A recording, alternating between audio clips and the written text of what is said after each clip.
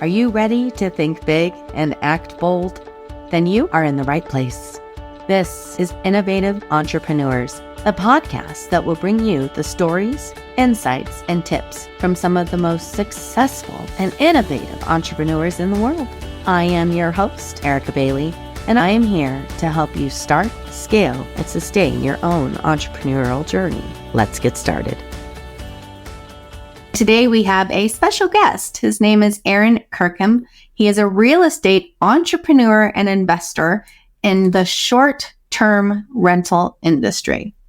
As the founder and CEO of Conmigo, I don't know if he's going to have to make sure I said that right, Vacation Rentals, he manages 100 plus properties, across the U.S. and Mexico, boasting a proven system for generating consistent cash flow in the short-term rental industry. Aaron is also a community leader, founding the Utah Vacation Rental Association. Oh, cool. To advance for industry best practices. Hey, good job. He is passionate about empowering others to achieve financial freedom through real estate investing. Welcome, Aaron. How are you today? Thank you for doing joining. Good. Thanks. Yeah, I'm super excited to be here. Thanks for the amazing introduction. Probably bigger than it always sounds, but it's hard to hear, when people talk about yourselves and such. But no, we're super glad to be here and help other people. Oh, that's what we're here for, right? To bring value to other people. Okay, so I always talk and start with, what was your why? So what did you do before you started your business? Let's start with that. I came from an e-commerce background, specifically in Amazon management. I managed a number of Amazon stores for retailers, essentially.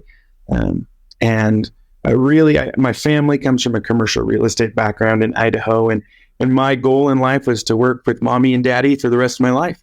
But we just had some opportunities that took me out of Idaho and out of the country to work and stuff. And on that path, I decided I'm going to take 10 years and just work for other people and see what I can learn on their time rather than my own time, and try to start a business along the way.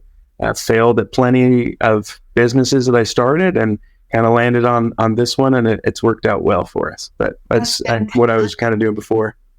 So I guess you kind of touched on it, but what was your why? Like, why did you feel like it was necessary to go out on your own?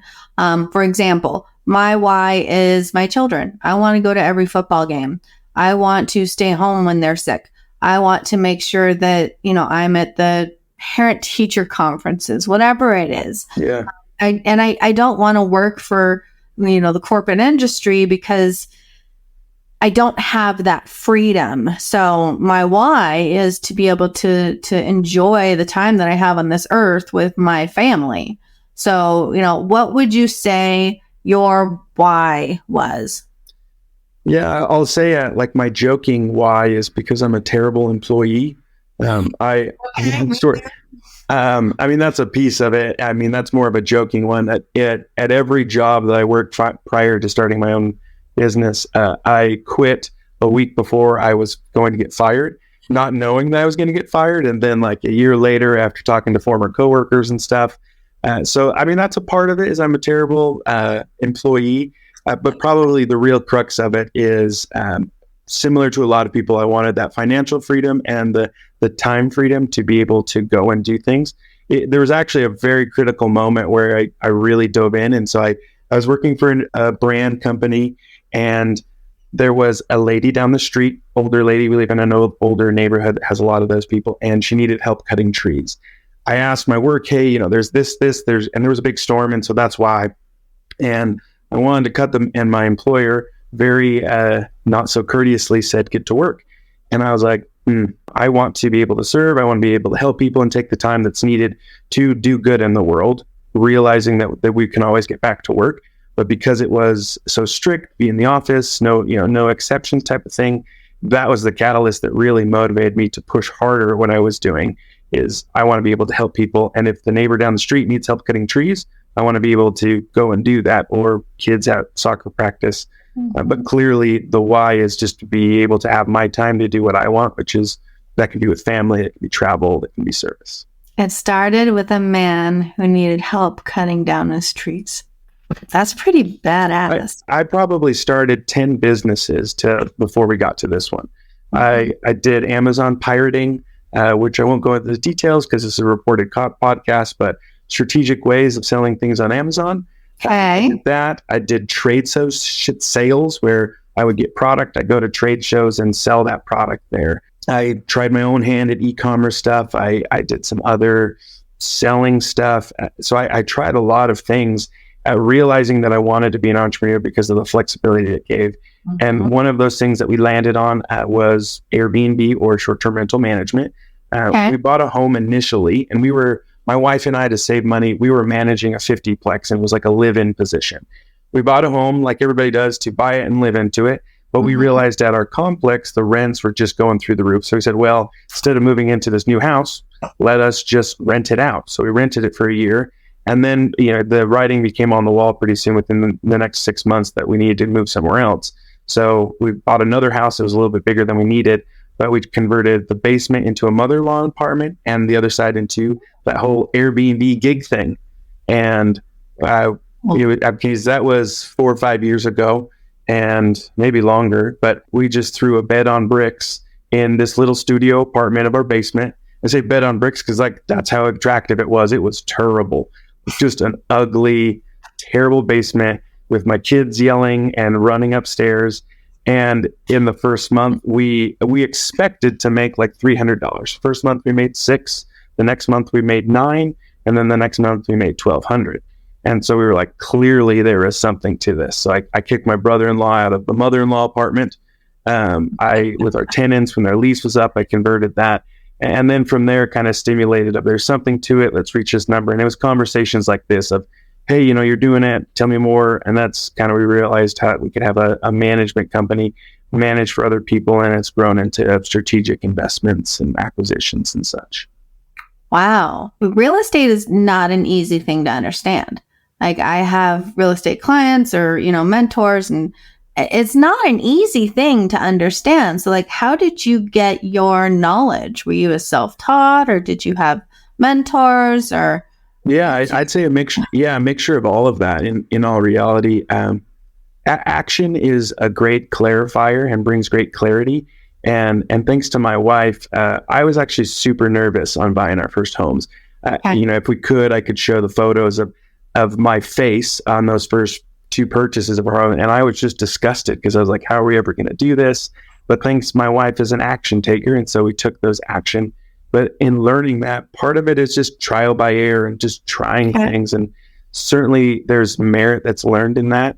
But then later in our kind of development of that business, it was the value of mentors and learning from other people, and how it really can stimulate and increase profitability. It can increase the speed of how you scale when you learn from other people. And then probably the other part of the education side was we did get some licensure, but I'm just a networker. It's something I'm good at. I love connecting with people. And so I talked to a lot and met a lot and went to the associations and things like that. And thus, when you get into good industries, or really any industry, whatever it is, there are people who are just dogs. They're just doing things. They're going. And dogs recognize dogs. The reason I use dogs is because it's just, we all kind of think of that gangster, that hood, all that. But like, a dog's playing poker, right? Yeah, exactly. Like it's people who are really doing things, and hustlers recognize other hustlers. And it's just amazing that when you go in with this, an attitude of gratitude, of abundance, that other people equally want to give back to you, because we realize that the path is hard and we want to facilitate what we have towards other. Really, that's why we're both on this podcast. Both of us have gone through that path. We realize it's a hard path, and we want others to come on it. And so if somebody reaches out and says like, this is the journey and I'm willing to put in the work with your guidance, like, our ability and our desire to want to help them is true. It's real. We're willing to do it because it's a development. Both of us are growing together, but we're also strengthening, as opposed to people just asking for things and then walking away and not doing anything. Like, I call them assholes. They just ask and then they move on. I love it. Oh, I'm going to write that one down. Oh, that was funny. Oh, okay. Oh my goodness. I love that mentality. Like you have clarity, a vision. You understand, what your mind can do. I think that's fantastic. This the type of person I am, right? I mean, I manifested a house for God's sakes. Longer story. I think it's on one of my podcasts. Yeah. But, it's possible. Everything is possible. It all starts with kindness, in my opinion. Your entire life, everything you do, if you start with kindness, I truly believe in the end, wherever that end may be, there's probably a middle where, there's going to be not so much kindness, but it comes back to you. Oh man, sister. You're doing it without asking for anything in return. You're just being kind, and it comes back to you, and it feels so darn good when it comes back to you, and then you do it all again. So yeah, that's totally my mentality, and I think we have some synergy there. So that's super cool, super cool. Okay, so you grew this vacation rental business, Conmigo. Yeah, so Conmigo in Spanish means with me. I used to live and work in Mexico for about a year and a half with my family. My son, who is not Mexican, was born there and is now a Mexican. I should probably say it differently. Oftentimes when people live in other countries, their other spouse is of that country. We just moved there because I was a liaison between the cruise ships and 27 different island retail locations. Okay. So my job was to do the marketing to get people in the store. And thus so happened our son was born there. But Conmigo in Spanish means with me. And the whole concept is we want people to stay with me. That's something that's really important to us. But then also as we've developed too, it's kind of where adventure comes home. We want people to do great high adventure things because they're not coming to stay at our homes. I mean, if we had through the roof homes, which were, certainly some of them could be, people are going for the home. But the reality is they're going to ski. They're going for this. They're going for work. And so we want them to do those great adventures and come home and stay with us after your great adventures. When adventures come home. Yeah, when adventure comes home. Comes home. That is freaking brilliant. Brilliant. As a marketer, you got to use the crap out of that one, man. Yeah. That is perfect. Oh, what a way to communicate. And what a way to communicate to the audience, right? You're trying to communicate with people who want to feel like they are home when they're not. You're communicating to people who need to feel comfort and just kindness. Really, our marketing approach, and this is one of those things I want anybody who listens to this podcast to know is like, you're not selling the thing. I mean, you certainly can sell you can sell a can, you can sell a service, you can sell a phone, and you're only going to get so far. The reality is you're selling something else. You're selling yourself. You're selling peace of mind. You're selling comfort. You're selling a memory. I mean, I am a huge fanboy of Red Bull marketing. Ironically, I don't drink it, but like Red Bull marketing is through the roof. You never see a picture of their can on their medias in any way. They are sponsoring high octane energy adrenaline people because what are they selling? They're selling adventure. They're selling ludicrous sports, high speed. So if anybody listens to this, whatever you're doing, you're not selling the widget. You are selling something else. If it's an ideology, if it's peace of mind, if it's that's what you're selling. And that's what your brand needs to be focused on. Heck yeah. I say that all the time, and you said it even more beautifully than I could. It's true. I mean, it goes even further than that because then you build a community. People say, I love said brand, not because I love the widget, but rather I love it because of the community that I get it. I love the sweet pictures that come from it. I love how they always have these high octane athletes doing these things because though I'm sitting on my couch potato at home, I feel like I could do that every time I interact with their brand. And that's gives me wings.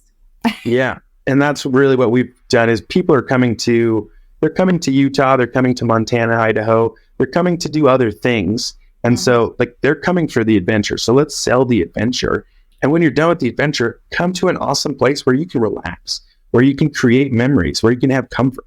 That's really what we're trying to sell. That is, yes, yes, yes, you are going to do so well.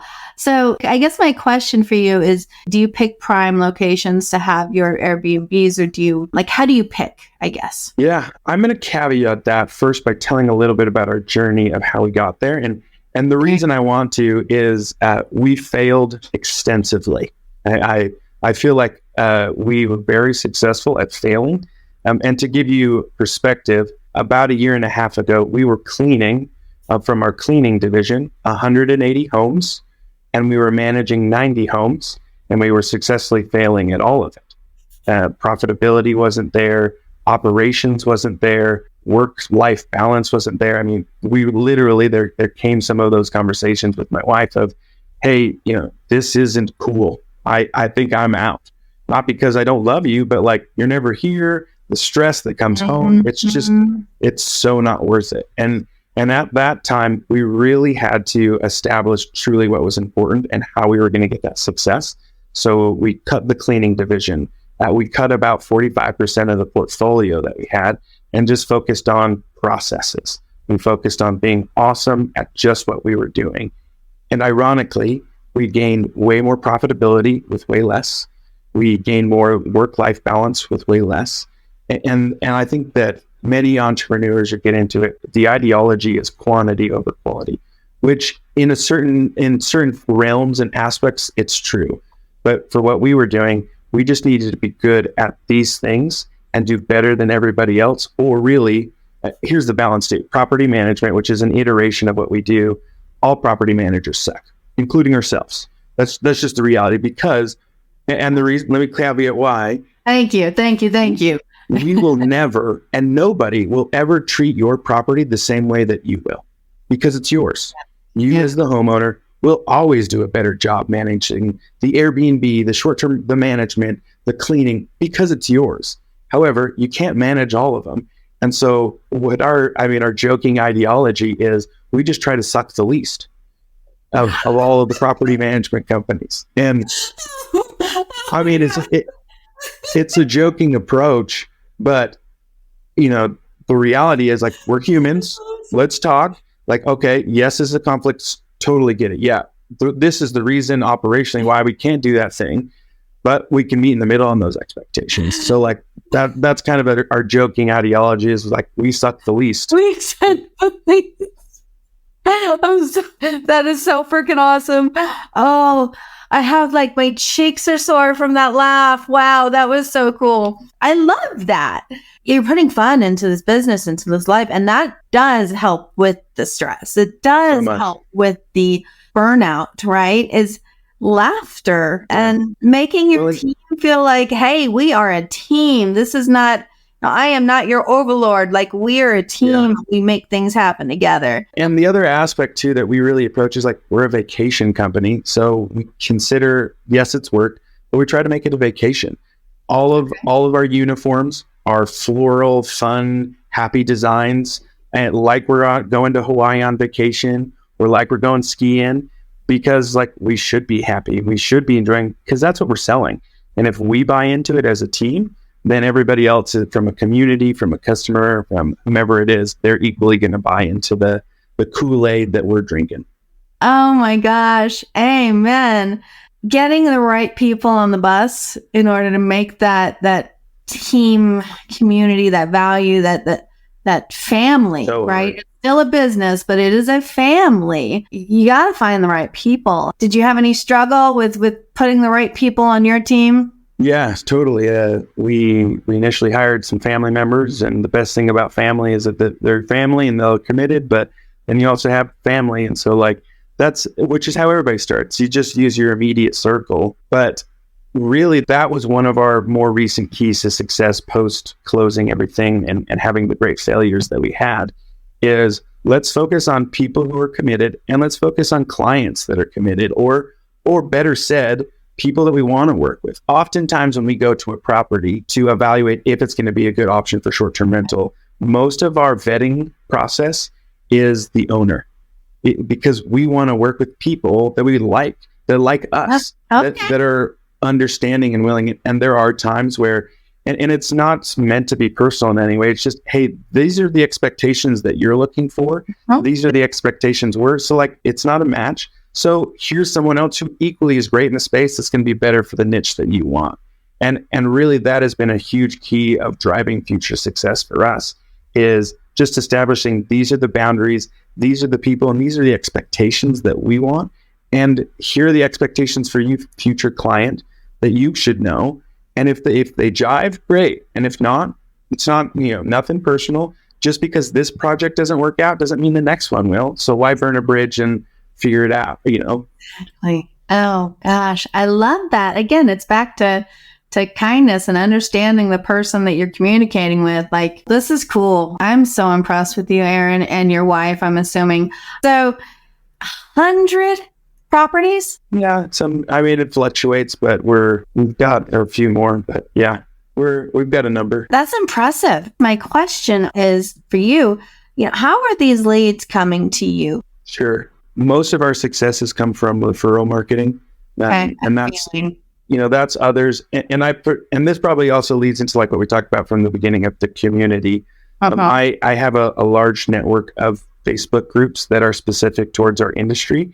Okay. The whole idea of being value driven. And so they're localized state groups that focus on allowing anybody in, so that, and the caveat on all this, we had in the very beginning when we started, first 6 months of us starting, we had a catastrophic event in one of our homes that happened of a client. I don't want to share the details of it, but like truly like one of those once in a million things. And I was at a total loss on what to do. So first thing I do, there's the forums that are out there. And I went to a large forum on Facebook that had 60,000 members and said, this is my problem. There's some details I don't want to share. Can someone give me some insight? To which at the same time, someone else posted, what color of sheets should I have? Now, not that I remember that exactly it had 238 comments and mine had none. It was that moment I was like, this sucks, because I have a real problem and I really need to connect with other people. How can I facilitate that? So that's where creating more localized groups that are focused on areas that you can connect with people. And like when you have a real problem, you then can reach out to a real person who's in your market, who's in your district. And this is even expanded into another company that we have, which is called the STR Hub, or Short-Term Rental Hub. Okay. And it's a website that is a hub for information for up and coming hosts that or managers, cleaners that just want to connect and want information, because that's the hardest piece oftentimes, is that people really don't realize with short-term rentals or Airbnbs, you're setting up a micro hotel. You now need concierge-esque services. You need 24/7 customer service. You need 24/7 maintenance services. Yeah. You need cleaning. And people say, oh, I can just throw people in my basement, which there's an aspect of that is true. However, this specific industry has matured that guests expect better than just throwing sheets on the bed. Especially for the prices some of these houses. Yeah. Because at Bear Lake, man, it's almost impossible to get something under, $3-4 grand for a week. So yeah, because and that expectation is up here, and so that's what people want. And if you're unable to perform in a timely manner, there's either your remedies are discounts or bad reviews, which reviews are, I don't know, I have different thoughts and feelings on reviews. However, the reality is people don't realize the amount of work that goes into it. Yeah. And people leave reviews more when they're mad than they do when they're happy. And I can give you an idea on how to increase the positive reviews. I can let you know how to do it. Yeah. So I'm on the STR Hub right now, and man, you have everything here. It's literally everything that we have some great team members that have really helped build it out for us, for sure. This is beautiful. Like, fantastic. Okay. So I'm very impressed. I love the fact that you are trying to get groups together of individuals who are experiencing the same things that you are in order to, better help each other become friends and communities. We really believe those at the top collaborate, those at the bottom compete.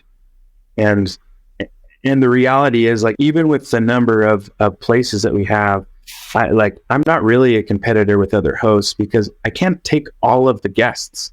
There are thousands of people traveling. Yeah. And the reality is I just need one guest. I need one guest to stay in one home, which is that home that I manage. And there are, to whatever number of other homes. That doesn't mean that I'm in competition. I just need one and they need one. So why isn't it that we could facilitate and work together in appropriate, relationships and such? I love what you just said. It's a quote I've seen in other places that those at the top collaborate, those at the bottom compete. Okay. If you're listening to this, rewind 10 seconds and then rewind 10 seconds again, because you need to hear this over and over and over again if you want to grow. This is the truth. I mean, this is ultimately the truth, and it doesn't matter what industry you are in. And you don't even have to be in the same industry. But if you work together in a team with a tribe of individuals who are all there to better themselves and better, provide value to you, that takes you to the top. Not only is it, great for generational wealth and, knowing the right people, you are supported. You are not alone. And it's okay to express, oh my gosh, I have this problem. And if you have the right tribe, they will pick up the phone if they need to. And really, how can I help? Yeah. And if I could share a story of that success. So ironically, one of my best friends, him and I both quit our W-2 the same day. And so May 15th, and we call it Founders Day between the two of us because we both started our own things. But there's another friend amongst that same time frame. He runs a pest control company. You went to Pest Solutions. There's your plug, brother. We started at the same time on the short-term rental. I started there and he started within the pest control space. And we really scaled together in a lot of ways. And every time I'd get a new property, hey, come do it because that's important. And they have saved us on more instances than not. And the best example that I can have, 7:00 at night, got a message from a guest. Hey, there's some bugs here. We'd appreciate if somebody could come out and fumigate in an appropriate time frame. So the expectation wasn't get here now. We hate you. It wasn't anything like that. They were very reasonable. To which I took a screenshot, sent it to the individual, and said, "Hey, when you can." 30 minutes later, I got a message from the guests that said, "Holy cow, we are so impressed that you were able to get somebody out here this night to take it, and they're working on it now." He never mentioned, he never said, "I'm going now." He just went, and he saved us in that instance, and has saved us time and time again. And really, together, collectively, we're very supportive, even though we're different industries. Sure, we have a strategic relationship that way, but collaborating and supporting each other gets you so much farther in the long run, because every business that everybody's doing, the likelihood of you staying in that business for the next 30 to 40 years, it's relatively limited. And so why burn bridges? Why, do any of that? Because there's going to be a future. And if you, screw somebody today, they're going to later in life say, I would work with you, but you were a whatever you want to call it back then. So not as interested now. Yeah. That's 100% true. It's like, you don't bite the hand that feeds you, and it really doesn't matter who that hand is. Again, it goes back to being kind. All of this circles around to being kind. Karma is real. And, if you're cruel to somebody, it may not be that somebody that comes back and has that same, cruelty.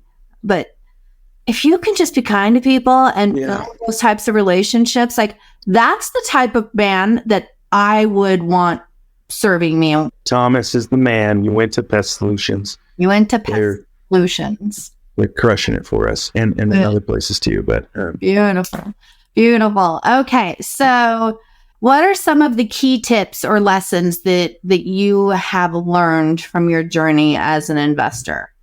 And then piggybacking off that, what advice would you give to novices who are starting out just as you did? Sure. Some of the biggest things that we see with people that are starting out is just spread yourself too thin across too big of an area or too big of a niche or too big of a, rather than using the niche aspect, like the the aspect of people who have find high success say, this is what I'm good at. I'm great at this concept. I'm going to stick within this area.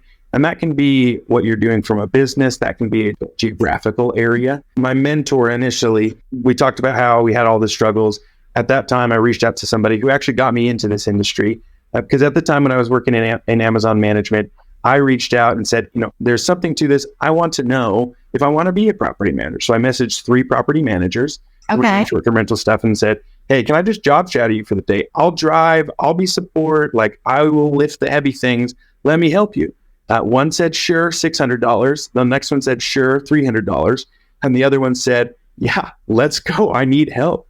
Sarah Brown with AppRace up in Park City. And I joined her for the day. And I drove, and she said, this is what we're doing here. Hey, lift that. And I loved it.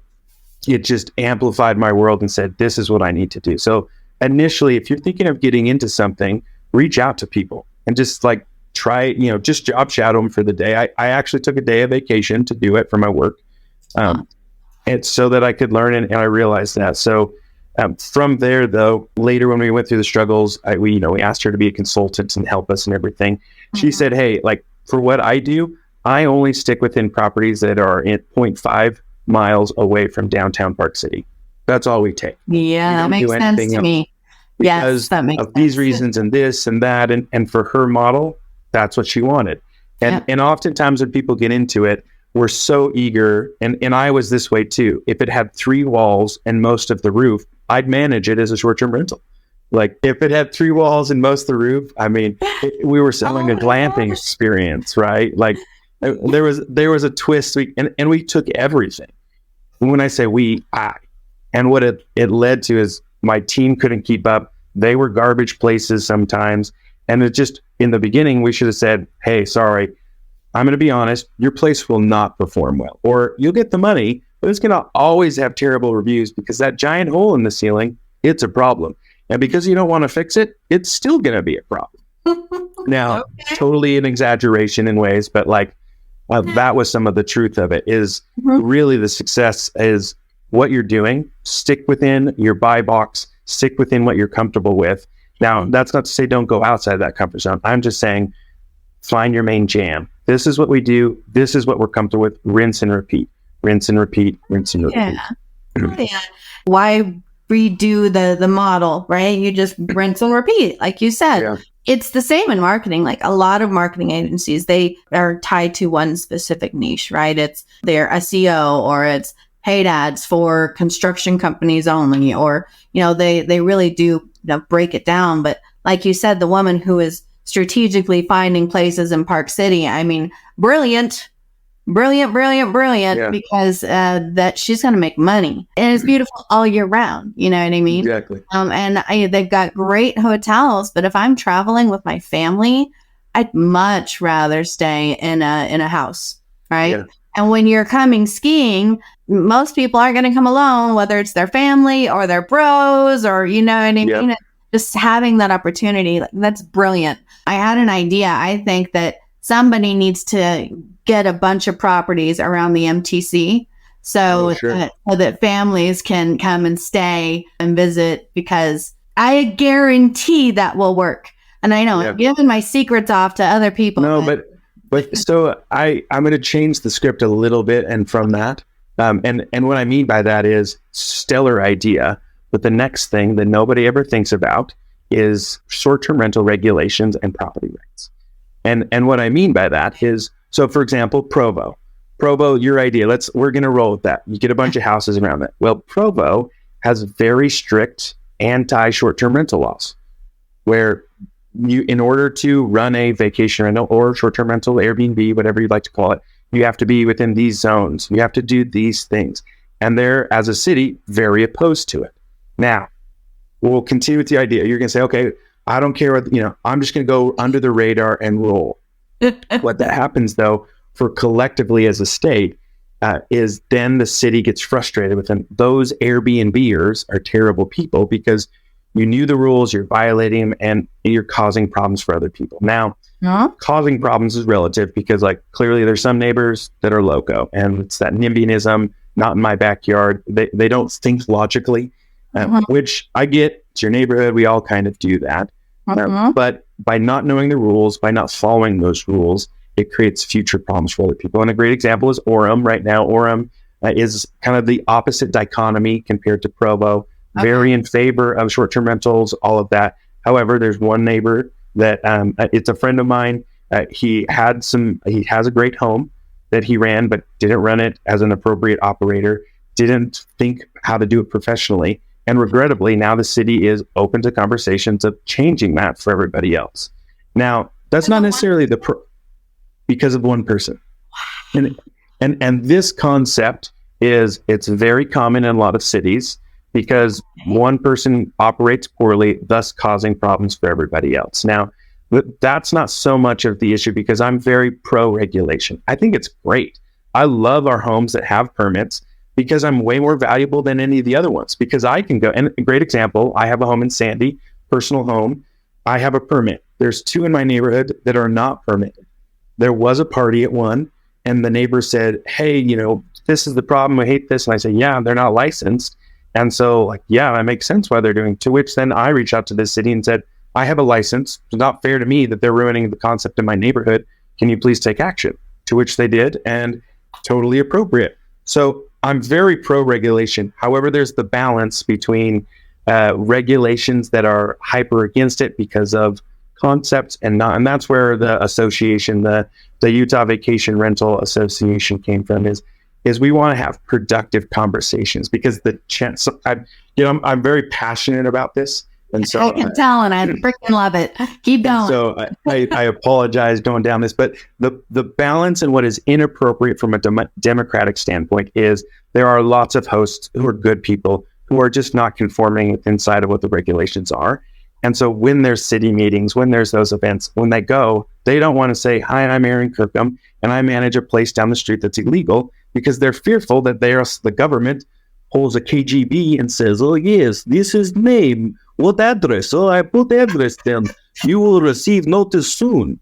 Not oh my gosh, I like democratic. So much. Oh, you brought me so much happiness today. Okay, keep going. So that or not, man. that is the concept that I really struggle with the conversation in regards to short-term rental regulations. They're appropriate, but we also need to have forums that are appropriate places where both sides can express, because homeowners that are next to bad operators are super valid. Yeah, there are some terrible operators and they should receive those associated consequences. However, there's people like us that we're doing things right. We're submitting permits. We have noise monitoring systems inside of the home. We have exterior cameras. We have vetting, not just on the platform, but we pay for external vetting on criminal records. And we're doing everything right. Yet, because that one person down the street who didn't do it, I now am the terrible Airbnb person that's ruining the neighborhood, though I've invested heavily into making sure that, and oftentimes my home's the nicest on the block because I have to be accountable to reviews. And if it's bad, someone's going to show up and say, grass was not cut, 4-star. So that's where this association comes from, is we want to have productive conversations where we can go as an institution, it's nonprofit, and say, we are representing 50 people in this area. This is the feedback. This is the appropriate conversation. Let's have better rather than cutting them off. And here's the other crux of it. And this is, you don't need to apologize. This is freaking awesome. You just keep going, man. Keep going. This is the reality. And so here's a prediction. Here's my prediction of the future. What has happened nationwide is cities come in and do all-out bans of short-term rentals. Louisiana, Dallas, and Austin are great examples. And we'll get back to that point in a second, but my mind goes squirrel. You would think that they would want people to come in because that brings more revenue to the businesses. Correct. And to the, so it's all of those things used, but go ahead. However, really what it comes down to, squeakiest wheel gets the grease. Neighbors say, those people are ruining us. We're doing this, that, and the other. And so they do citywide bans. Now, what is now happening is Supreme Courts in states are finding it to be unconstitutional because it goes against your right of how you use your property. The government can say, you can use your property within these parameters, but the government can't come into your home and say, you can't do this inside of your own home. And that's essentially what's happening here is this is my land, this is my home. I just so happen to be giving it to people who are inside doing their own activity. And you or the government are coming in saying, I can't do that.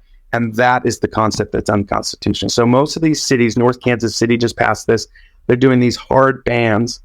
And within the next 3 to 5 years, all of those cities are going to get sued and it's going to get repealed because it's unconstitutional.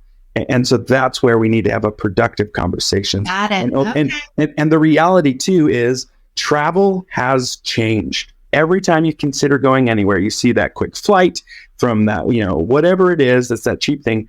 This, let's go to Vegas. Everyone's first thought is, what's on Airbnb? Click, click, click, click, click. And yes. It's not necessarily that it's a bad thing. It's just that's where people think because they think they can get so much more. They research it. It's not appropriate. A hotel's better. And I'm not arguing which one's better, but it's just changed and it will continue. It's just changed. Absolutely. And Marriott is coming out. Marriott already has a vacation arm.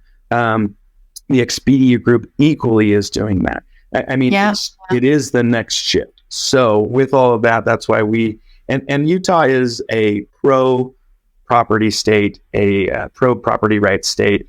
And some of the legislation that's being put forward, those representatives too, I do want to put out, they're open to conversation. They want to make it good. So it's not like us versus them. The reality is collectively as a community, let's have productive conversations and not he is this and that guy, but rather what's the reality? Let's do economic studies to say this is what is being brought to the city. Passing this removes that from the associated budget. Is that something that you can afford? Hey, business owner, I realize that you can't quantify how many Airbnb people are coming into your bakery, but they're coming because the convention center that's in Sandy is down the street. So by nature of it, they're going to go to the Colombian bakery because they're Colombian. They love Colombia, whatever it is. Love that place as well, if anybody knows. But same concept. So realizing we're kind of shifting here, that's another piece of what we've really tried to do with our own business is to maintain our business. We want our business to stay here. We want to be the local hero and be involved with the community because then people will come to us, we'll work together, and when there's problems or when there's opportunities, we'll collectively say, okay, as a community, let's have a hard conversation about why we are affecting negatively the housing crisis, if we even are. The other part of it, and the biggest argument is affordable housing, and we're taking away. Very true. However, 60% of my homes, affordable housing people can't afford the $3,000 rent that I would if it was a long-term, as well as, some affordable housing is not going to be staying in the $4 million home that we're managing in Park City. So why change the rules to make it illegal? Park City is different, but that's the example. And so there's two sides to the conversation, and that's where productivity and community is so important to us, because then that way we're out there, people see that we're doing it. We're not terrible people. And if we are, and you think we're terrible people, give us a call. Let's talk. Let's be adults. I'm just a farmer from Idaho. So let's just talk next to each other and come to an agreement, shake hands, and let's have a better world. Nowadays, I feel like people are so afraid to have a conversation, especially if it's going to be one that is a little challenging, right? Totally. They don't pick up the phone anymore. It's hidden behind emails and text messages, and the conversations are not. You cannot understand tone between those, and it's too much. I think the interpersonal relationships are just so far gone. It could cause a lot of issues. So I say, hey, people, pick up the phone. If you have a problem with me, or you have, you don't like what I say online, or maybe my social campaign did not, meet your needs, you didn't like a graphic we did, just call me. Let's fix it before it turns into a red, right? Yeah, it's that wheel of life. You don't want to go into the red before you talk to somebody about a problem, right? You want to stay in that green or that yellow so that, there's a little contention, well, you can work through it. Right? Totally. Oh, man. So cool. All right. So I asked this of everybody. Who do you think is the most innovative entrepreneur, business owner, friend, in your opinion? My wife. I'm a little biased. So probably the reason I say that is she is the reason for our success in a lot of ways. with that being said, partners, the best thing about partners is partners. The worst thing about partners is partners. And whoever you work with, really vet them and work with them and watch them over a time frame, because then that way you can kind of evaluate. But ironically, some of the people that I think are some of the coolest people in my thing that I'm watching a lot are my biggest competitors. There's a great company as well that Halame Kini with Oak Ridge Management, Kyle and Brindy Barton with Loma Homes. I mean, in ways they're my competitors, but they're not. But like what I found and what's ironic about Utah business culture for some reason is there's a more of an approach of law of scarcity. And so when you meet with and this is my experience, when I probably for the past 4 years, when I would meet with other managers, it was hey, let's have lunch so I can know what you know, and then know what areas you're in so that I can strategically also be marketing in those areas. Yeah. And it was more of that competition concept, to which the beginning this year, I really tried to change how I viewed the world. Stop being jealous of people, stop caring about social media, follower counts, and whatever, and just do what I do and jam at what I do. And by thus so doing, we have established amazing relationships with people that are inside of our own industry that are competitors, but now we're working towards way better relationships and way better opportunities that we wouldn't have of our own accord, but because we're working together or because we are talking, it's an amplification more than anything else. So I fanboy off of them a lot. I really appreciate what they've done. They've saved my business in ways and relationships. Those are some people I'd definitely give them a follow or shout out. Incredible peoples. Wow. My wife, he says. Well, thank you so much. How do people find you? Because they'll be in the show notes. Feel free to give me a call, shoot me a text, 801-623-6885. Always open a conversation. You can follow me on Instagram. That's where I post a lot of content there. Mm-hmm. It is aaronb&b.kirkham. You can follow me there. And I mean, just reach out. Send me an email, give me a call, send a text. And please don't be nervous. Don't be fearful. Sometimes people say, hey, I'm nervous. I don't have I'm not like you. I'm not doing this. And everybody's journey is different. And just because I'm further along or further behind, it doesn't matter. It's just all about the type of people you're working with. So reach for the stars. I actually call it my chicken list sometimes. I do this every year. Chicken list are people I'm too chicken to talk to. I'm too chicken to talk because they have so many followers. They're my competitor. They're my whatever. I call it my chicken list. And I try to scratch them off my chicken list by just saying, hey, you put on pants like I put on pants. Do you like lunch? Well, I like lunch. Let's eat lunch. Your humor has a point. You know what I mean? Yeah. It's phenomenal. The chicken list, I mean, killer. It's really transformed a lot of how I approach and look at people, because I mean, so we all do it. We all have, we cannot literally, anybody who's listening right now, think of that. I say chicken list. Who are you too chicken to talk to? You've already thought of 2 or 3 people because of whatever reason.